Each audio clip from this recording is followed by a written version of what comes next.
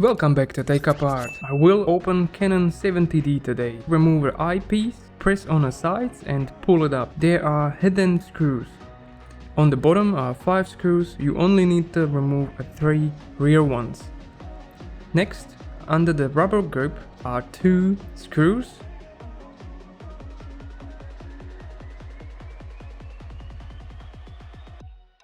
And on the left side as well.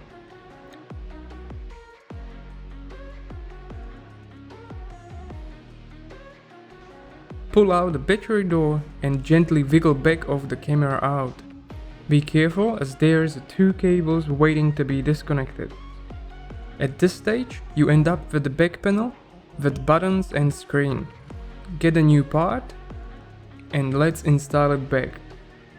Plug 2 connectors, gently push the panel on place, lift up the rubber grip and screw panel on.